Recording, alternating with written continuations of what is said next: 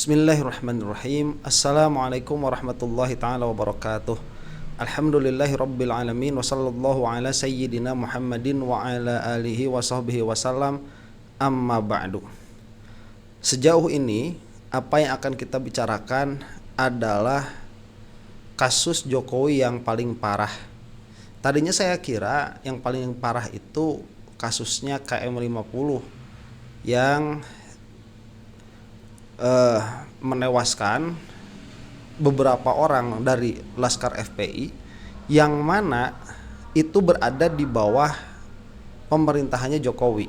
Saya kira itu yang paling parah ya, karena dari runtutan atau dari rentetan kejadiannya itu terlihat sekali kasus ini ditutup-tutupi, dan Habib Rizik itu sudah mengatakan dengan sangat lantang di depan mata publik bahwa Jokowi bertanggung jawab atas kematian Laskar, tetapi Jokowi itu tidak bereaksi sama sekali. Dia diam saja, tidak mau mempermasalahkan hal itu, karena memang kalau dipermasalahkan akan menjadi lebih besar dan akan masuk ke persidangan. Tapi setelah mendengar perkataan dari Menhan Syafri, ini menjadi turning point yang menyatakan bahwa sejauh ini inilah skandal terbesarnya Jokowi. Kenapa? Karena dilihat dari segi bernegara, ini adalah dosa terbesar yang paling bisa dilakukan oleh seorang pemimpin terhadap negaranya. Ini sudah bukan penghinaan lagi terhadap manusia, tetapi ini sudah penghinaan terhadap negara. Maka kalau kita lihat misalkan para tentara itu apabila mereka masuk ke medan perang, kemudian mereka itu kabur dari medan perang, yang mana secara istilah itu disebut desersi, koreksi saya apabila salah, maka hukumannya adalah hukuman mati. Itu sudah hukuman militer demikian adanya sedari dulu, dari ribuan tahun yang lalu. Apabila lari dari medan perang, maka hukumannya adalah hukuman mati. Presiden ini pada satu sisi dia adalah komandan perang tertinggi, adalah jenderal tertinggi di dalam pasukan perang. Yang dilakukan oleh Jokowi ini bukan hanya desersi dari medan perang, tetapi mengkhianati negara, membiarkannya dikuasai oleh orang asing, dan membiarkan musuh masuk ke dalam bagian vital dari sebuah negara, yaitu sumber daya alamnya. Nah, ini tidak berlebihan saya kira saya mengatakan seperti itu, karena beberapa waktu yang lalu Pak Amin Rais sudah menyinggung bahwa Jokowi ini layak untuk dihukum mati.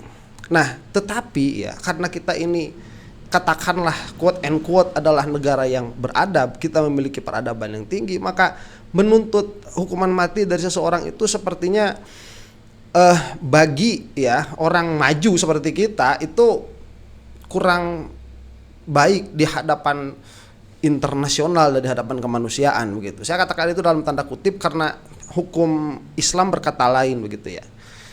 Nah, yang mana pada akhirnya ini kita akan melihat bagaimana Jenderal Menteri Pertahanan begitu ya, Menhan Syafri ini mengatakan terjadi anomali yang luar biasa di dalam negara kita sekarang ini, yaitu adanya bandar udara, adanya airport yang tidak ada petugas negaranya di situ. Ini adalah sebuah pengkhianatan terbesar.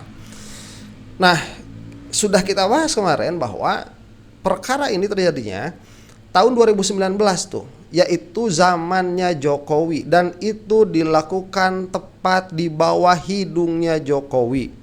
Yang mana proyek sebesar itu tidak mungkin dia dilakukan oleh satu orang dan tidak mungkin dilakukan secara sembunyi-sembunyi, karena membutuhkan resource yang sangat banyak, dan penggunaannya pun itu adalah penggunaan bagi banyak sekali resource. Nah, kita kemarin sudah melihat ya, ada Pak Mardigu itu membuat satu video durasinya 5 menit tentang mineral-mineral yang diselundupkan, tidak dicatatkan. Ini bukan hanya mineral yang tidak dicatatkan, tetapi yang masuk dan keluar negara lewat bandara yang ada di Morowali tersebut itu tidak ada catatannya sama sekali. Nah, maka akan menjadi sivil kita itu ya, menjadi beradab apabila menuntut Jokowi ini dan keluarganya untuk dinistakan di hadapan umum, bukan hanya satu generasi tapi mungkin bisa sampai 7 generasi. Saya tidak mengatakan hukuman ini sesuai dengan hukum Islam begitu, karena saya sedang tidak membicarakan hal itu. Kita sedang membicarakan konsekuensi berhukum dari kesepakatan kita bersama dan kesepakatan leluhur kita bahwa negara Indonesia ini adalah negara republik dengan prinsip demokrasi, Undang-Undang Dasar 1945 dengan landasan hukumnya Pancasila, prinsip hukumnya itu, filosofi hukumnya itu, yang mana sepertinya penistaan terhadap keluarga beberapa turunan itu sudah pernah dilakukan, yaitu kepada kelompok PKI, dan itu tidak berlebihan kalau kita melihat bagaimana sepak terjang mereka itu. Nah, sekarang kita melihat di depan mata kita, di hadapan kita sendiri sedang terjadi saat ini bukti yang sudah tidak bisa dielakkan bahwa di bawah rezimnya Jokowi terjadi, tepat di bawah hidung Jokowi itu sendiri, dibangun suatu fasilitas yang bisa memudahkan musuh masuk ke kita, bukan hanya di dalam segi militer kebahayaannya itu, tetapi juga di dalam sumber daya alam dan ekonomi, bahkan mungkin peradaban, karena bisa masuk ke sana narkotika dan lain sebagainya. Nah, ini kalau kita melihat ada di Jepang itu ya, ada yang namanya seppuku, ada yang namanya harakiri. Itu adalah sebuah tanggung jawab moral dari seorang pejuang negara tatkala mereka itu gagal menjalankan tugasnya. Saya tidak mengatakan itu baik, tetapi ada moral yang kita bisa ambil di situ bahwa seseorang itu harus mengedepankan kepentingan negara di atas segalanya. Apalagi kalau dia itu makan dari uang negara, membawa lencana negara, berjuang atas nama negara, tetapi mereka gagal, yang mana kegagalannya itu bukan hanya kegagalan untuk memperkaya mereka sendiri, bukan hanya kegagalan yang merugikan beberapa pihak, tetapi kegagalan yang merugikan negara itu sendiri, yang bisa meruntuhkan negara itu sendiri. Jadi kalau koruptor ya, itu masih mending tuh koruptor itu. Saya katakan masih mending, meskipun itu bermasalah sekali koruptor itu, nista sekali koruptor itu. Duit orang banyak lah kok diambil, hak orang banyak lah kok diambil. Tapi kalau dibandingkan dengan Jokowi, ini tidak ada apa-apanya, karena koruptor itu mereka niatnya adalah memperkaya diri sendiri. Tapi apa yang dilakukan di bawah rezim Jokowi ini sudah bukan memperkaya diri, tetapi menghancurkan negara. Maka tidak berlebihan saya kira kalau saya ini menuntut Jokowi dan keluarganya beberapa generasi dinistakan di hadapan umum. Gimana caranya? Ya entahlah, kasih tato di mukanya begitu ya. Pembuat bandara ilegal, atau misalkan ditempeleng mukanya bolak-balik itu di hadapan umum, atau bagaimana saya tidak tahu. Ini sudah menyesakkan apa yang sampai kepada kita. Nah, sekarang kita akan melihat begitu separah apa yang dilakukan oleh Jokowi. Cuman sebelum itu ya, ini permintaan saya kemarin supaya teman-teman yang menonton setidaknya menjadi bagian dari penyebaran opini-opini atau penyebaran aspirasi-aspirasi yang sekiranya menuntut keadilan dari pemimpin-pemimpin yang zalim. Ya, karena ini tidak akan bisa dilaksanakan oleh individu-individu tanpa adanya kerjasama di sana, tidak bisa. Cuman ya itu kembali kepada yang menonton juga ya, dengan segala kerendahan hati. Apabila memang ada manfaatnya ya silahkan dibantu untuk di-share dan subscribe. Apabila memang tidak ada manfaatnya ya sudah, biarkan saja demikian adanya. Kita lihat sekarang bagaimana perkataan Pak Menhan Syafri ini. Ini adalah satu contoh bahwa negara kita yang kaya ini masih ada siasat-siasat sekelompok orang untuk mengambil kesempatan di dalam kesempitan. Dan ini kami Satuan Tugas Penertiban Kawasan Hutan, baik itu sawit maupun pertambangan, akan terus melakukan tindakan-tindakan penertiban dan pengamanan. Dan kalaupun itu ternyata melanggar hukum, maka kita teruskan di dalam upaya-upaya penegakan hukum. Baik. Ini menunjukkan kehadiran negara terhadap semua kegiatan-kegiatan ilegal yang selama ini terjadi dan ini sangat merugikan negara. Ya, saya tambahkan itu bukan hanya merugikan negara, itu adalah pengkhianatan terhadap inti negara dan inti bernegara itu sendiri. Saya menjadi teringat agak unik memang politik itu ya. Lihat yang dilakukan oleh Jokowi ini. Jokowi itu dia menaikkan anaknya sebagai wakil presiden dan campur tangan Jokowi secara langsung atau tidak langsung. Kalau secara langsung kita belum punya bukti. Secara tidak langsung itu sangat terasa di dalam naiknya Gibran sebagai wakil presiden. Dan nature dari sifat dari politik adalah menginginkan kekuasaan. Dan negara kita ini membagi kekuasaan menjadi trias politika. Sekarang ya, apabila satu ambisi yang lancar berjalan begitu saja, itu kemudian sampai lolos dan didukung oleh kekuasaan yang seharusnya terbagi ini, kita pasti melihat di belakangnya ada konsolidasi di antara tiga kekuatan ini.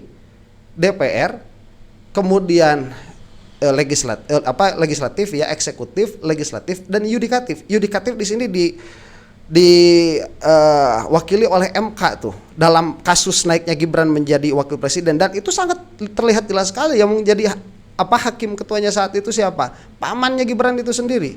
Kemudian eksekutif ya bapaknya tuh Jokowi. Legislatif DPR. Ya kita tahu siapa yang paling banyak di sana, mayoritas di sana siapa, meskipun Jokowi sudah keluar dari partai tersebut begitu.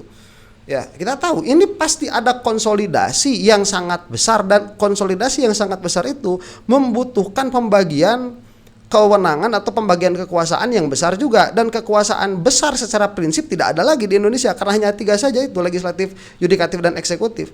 Apa yang ada? Duit, uang, kekuasaan berupa uang, pembagian distribusi kekuasaan berupa uang itu akan terlihat amat sangat masif sekali. Sampai satu keluarga ini dia masih bisa menancapkan kuku kekuasaannya pada pemilihan umum selanjutnya, pada rezim selanjutnya, yang mana padahal rezimnya itu seharusnya sudah mati, sudah tidak ada di dalam negara demokrasi. Nah, ini adalah sebuah pengkhianatan dan harus diusut memang.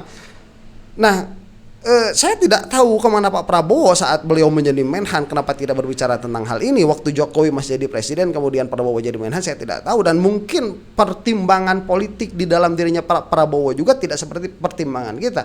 Kita mengkritik tanpa pertimbangan politik sama sekali, karena kita nothing to lose. Kita tidak memiliki sesuatu untuk menjadi hilang gara-gara kita berbicara. Pak Prabowo lain. Saya tidak membenarkan sikap itu, cuman ada beberapa hal yang memang tidak bisa kita mengerti dari perspektif mereka sebagai pemimpin. Tetapi ya, ketika Pak Prabowo menjadi presiden sekarang, 1 tahun setelah kepemimpinannya, kita melihat ada Menteri Pertahanan berani berbicara seperti ini di hadapan umum. Ini sesuatu yang harus diapresiasi. Kita lanjutkan. Di Morowali, sebagaimana teman-teman juga melihat beberapa latihan simulasi, baik itu dalam rangka intercept terhadap pesawat-pesawat yang dimungkinkan mempunyai indikasi kegiatan-kegiatan ilegal, dan intercept ini dalam latihan dilakukan oleh prajurit-prajurit Tentara Nasional Indonesia terhadap bandara yang tidak memiliki perangkat negara yang bertugas di dalam bandara tersebut. Nah, ini merupakan hal yang anomali di dalam negara Kesatuan Republik Indonesia, yang kita harus menegakkan regulasi, tapi ternyata masih terdapat celah-celah yang merupakan kerawanan terhadap kedaulatan ekonomi, bahkan juga bisa berpengaruh kepada stabilitas nasional. Nah, sebentar ya. Ini duduk perkaranya harus dijelaskan dulu. Kenapa bandara ini sangat berbahaya? Anda kalau ada waktu, luangkan nonton film namanya itu American Made. Itu yang mainnya Tom Cruise. Dia itu sebagai pilot yang berperan di dalam penyebaran senjata bagi proksi-proksinya Amerika, proksi-proksi ilegalnya Amerika tuh. Itu kita akan melihat bagaimana pentingnya peran suatu bandara di dalam revolusi, di dalam sebuah kejadian politik yang signifikan. Dan itu based on true story ya. Itu adalah sebuah kisah nyata yang mana bisa kita saksikan. Ini duduk perkaranya bukan duduk perkara cuman korupsi 100 triliun, 200 triliun, bukan. Ini duduk perkaranya itu ada suatu fasilitas yang mana fasilitas itu dimungkinkan untuk menghancurkan menghancurkan negara from the core, dari intinya. Ini narkoba bisa masuk, senjata bisa masuk, militer asing bisa masuk. Makanya tadi dikatakan bahwa ini melakukan intercept untuk melihat perbuatan-perbuatan ilegal, dan ini suatu pengungkapan yang amat sangat baik sekali. Jokowi ya berusaha mengalihkan kekayaan negara Indonesia kepada luar negeri, negara apapun itu silahkan punya asumsi sendiri begitu. Itu sudah menjadi pola. Ya, sudah menjadi pola. Kalau kita tidak mengatakan ya hampir menjadi pola begitu, itu sudah menjadi pola tuh. Karena kemarin pun dari WUS pun demikian, kemudian sekarang dari ini pun demikian, kemudian dari masuknya tenaga-tenaga kerja asing juga demikian adanya, kemudian bagaimana diplomasi juga demikian adanya. Itu mengindikasikan bahwa Jokowi itu membuka lebar negara Indonesia untuk dimasuki oleh asing, bukan dari segi hubungan bilateral yang formal dengan hubungan internasional, bukan dari segi itu, dari segi apa? Merugikan negara dan membahayakan kedaulatan negara.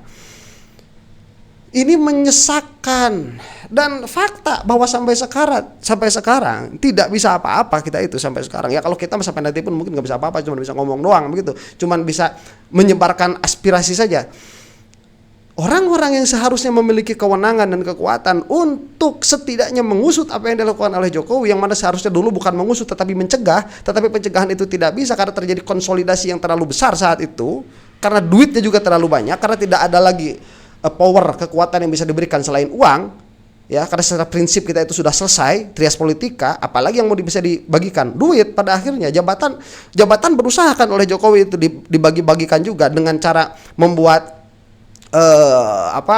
kementerian-kementerian baru dan lain sebagainya. Ini masalah amat sangat besar sekali. Kemudian apakah kita mau diam saja, mau membiarkan kasus ini hilang seperti WUS begitu? Ya, ini tidak bisa dibiarkan. WUS dalam hal kerugian kita masih bisa melihat itu dalam rangka bisnis, dalam rangka kelalaian terhadap konsekuensi dari adanya kereta cepat. Meskipun dari kontraknya peneliti Jerman mengatakan itu bisa membahayakan negara itu sendiri, tetapi yang bandara ini kita tidak bisa melihat ada bisnis di situ. Kita tidak bisa melihat ada malpraktek infrastruktur, malpraktek proyek, tidak bisa, karena ini bukan proyek pemerintah. Ini adalah mafia tepat di hadapan hidungnya Jokowi, yang mana sampai sekarang kita baru mendengarnya sebagai publik. Dan ini menyesakkan, sekali lagi saya katakan. Ini menjadi bagian evaluasi kita untuk melakukan suatu penertiban dan pengamanan dengan melakukan deregulasi terhadap ketentuan-ketentuan yang sudah dikeluarkan. Oke. Akan tetapi ketentuan yang kita keluarkan sendiri tidak bisa kita kendalikan sendiri. Nah itu. Ini adalah satu anomali. Kita mengeluarkan peraturan, tetapi kita tidak bisa mengkoordinasikan, kita tidak bisa mengkomunikasikan, dan kita tidak bisa mengendalikan peraturan yang kita keluarkan. Nah itu yang saya maksud, negara sudah tidak memiliki marwah. Kita punya aturan tapi tidak bisa ditegakkan. Kemudian tiba-tiba ada peraturan dari antah barantah datang kepada suatu wilayah yang ada di Indonesia, mengatur wilayah itu. Mau bagaimana kita ini? Ya, ini adalah penghinaan dan penistaan terhadap negara to the core, sampai inti-intinya. Ini adalah penghinaan terhadap setiap tetes darah pahlawan kita. Ini adalah penghinaan terhadap setiap nyawa yang dikeluarkan oleh leluhur-leluhur kita yang sudah sepakat untuk menjadikan negara ini menjadi negara demokrasi, meskipun tidak semua orang mau negara macam ini. Itu harus dilihat, ini adalah suatu penghinaan terhadap kemanusiaan, suatu penghinaan terhadap negara, penghinaan terhadap nyawa, penghinaan terhadap darah, penghinaan terhadap para pahlawan. Dilakukan oleh siapa? Saya tidak mau langsung menyebutkan nama. Under the nose of Jokowi, di bawah hidungnya Jokowi yang tidak pernah terjadi sebelumnya. Mau apa? Ya, dan kita sudah lihat kebohongan-kebohongan Jokowi itu kemarin, baru terlihat di hadapan muka kita bagaimana Polda Metro Jaya itu termul, bagaimana si Joshua itu termul, bagaimana si Azwan itu menghalalkan segala cara untuk melindungi Jokowi, dan Jokowi diam saja, tidak punya moral untuk menertibkan fans dia itu. What can we say? Kita mau ngomong apa? Sudah seperti ini keadaannya. Ya. Dan tadi negara harus hadir, dan saya harap saat ini negara hadir, ya, karena kemakmuran itu mungkin akan terlalu jauh dirasakan oleh kita, terlalu jauh. Mungkin beberapa di antara kita sampai mati tidak akan merasakan kemakmuran yang dijanjikan oleh undang-undang Indonesia. Mungkin yang mana menjanjikan undang-undang itu bahwa semua sumber daya yang ada di Indonesia itu adalah hak milik rakyat, maka semua keuntungan yang diperoleh dari sumber daya alami Indonesia harus kembali kepada rakyat. Akan semakmur apa kita? Dubai aja yang garing, yang kering seperti itu, orang-orangnya makmur di sana. Orang di luar Dubai berbondong-bondong mau kerja ke sana karena kemakmuran yang mereka miliki. Bayangkan Indonesia dari Sabang sampai Merauke, bukan tanah tandus tetapi tanah basah yang subur, yang makmur. Dibagikan kekayaannya kepada masyarakatnya. Kemakmuran apa yang bisa kita gapai? Tapi kemakmuran yang dijanjikan itu mungkin tidak akan pernah sampai kepada kita, mungkin juga tidak akan pernah sampai kepada anak-anak kita, mungkin juga tidak pernah akan sampai kepada cucu-cucu kita. Kemakmuran itu karena kebiadaban yang dilakukan oleh orang-orang yang memiliki kewenangan di dalam mengatur negara kita. Setidaknya negara bisa hadir untuk menjadi wakil rasa keadilan kita sebagai masyarakat. Kita ini anak-anak pahlawan. Ya, sekecil apapun jasa orang tua kita, sekecil apapun jasa leluhur kita. Ya, kakek saya itu tentara. Sedikit banyak, sekecil apapun jasa yang mereka, sekecil apapun langkah yang mereka langkahkan untuk membela negara, keluar dari tanah mereka, berjuang menghadapi penjajah, itu adalah langkah yang tidak bisa dianggap enteng. Meskipun tidak ada lencana tanda pahlawan, itu adalah darah yang harus kita lindungi. Sekarang di hadapan Jokowi kita diinjak-injak seperti ini. Under the nose, saya katakan begitu dulu, yang mana seharusnya dia adalah pelindung negara, pelindung bangsa, pelindung undang-undang, pelindung prinsip negara.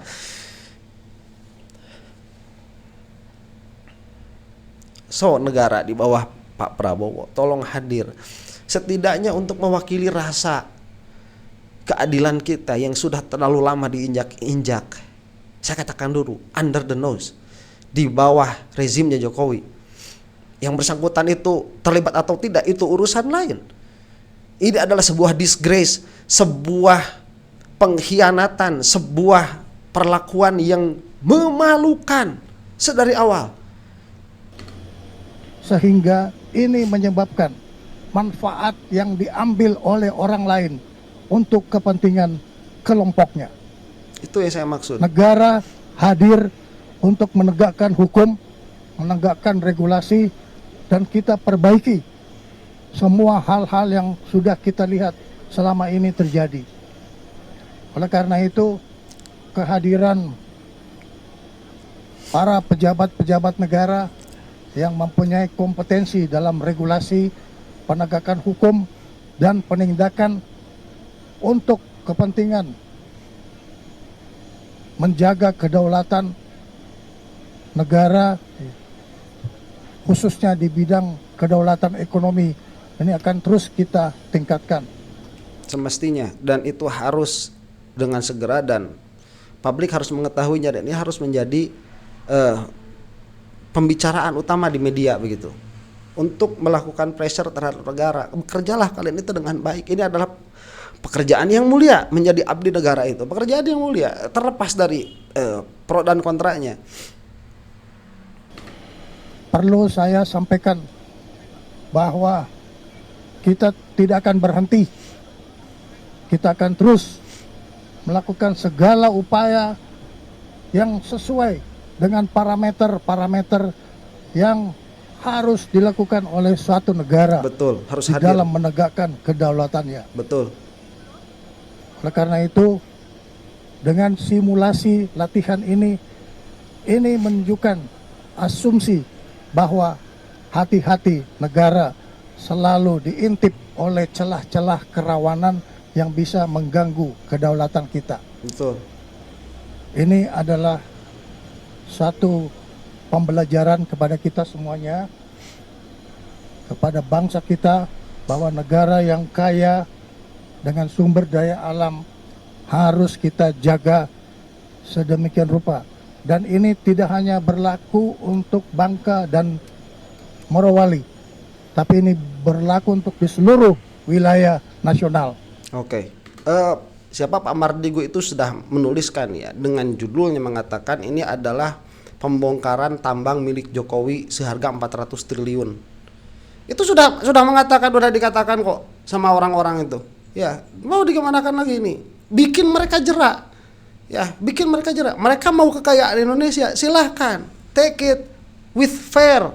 Ya, ambil itu. Digit, silahkan. Ini adalah kekayaan milik negara, yang mana semua orang boleh untuk memanfaatkan itu, silakan, dengan regulasi yang adil, fair play, dengan permainan yang adil, silakan, sehingga kita juga bisa memiliki hak yang sama, anak-anak cucu kita juga bisa memiliki hak yang sama. Dan tatkala kekayaan itu diambil dari negara kita, dari tanah kita, baik itu oleh individu pribumi itu sendiri atau asing, itu pasti ada keuntungan yang sampai. Keuntungannya harus kembali kepada rakyat. Ya nanti dikorupsi lagi urusan begitu. Cuman prinsipnya harus ada, prinsip bernegara yang baik. Dan alhamdulillah kalau kita melihat Pak Menhan Syafri ini, saya tidak tahu apakah beliau itu bekerja dalam pengertian ini adalah instruksi dari jenderal tertinggi yaitu Pak Presiden atau tidak. Cuman orang seperti ini diperlukan memang di Indonesia itu, orang-orang yang memang memiliki kepedulian terhadap negara dan mau speak up, mau berkata, apalagi kalau sampai mau bertindak. Dan mudah-mudahan ini memang tugas dari Pak Prabowo, yang mana kita tidak bisa tidak bisa tergesa-gesa untuk menuntut Pak Prabowo di dalam melakukan tindakan apapun kepada siapapun begitu, karena pertimbangan beliau sebagai kepala negara pasti lain daripada kita. Cuman sekali lagi pressure-nya itu harus tetap ditegakkan. Pressure-nya itu harus tetap dikeluarkan. Demikian. Semoga kita semua ada dalam maghfirah Allah Subhanahu wa taala. Wallahu taala a'lam bisawab. Assalamualaikum warahmatullahi taala wabarakatuh.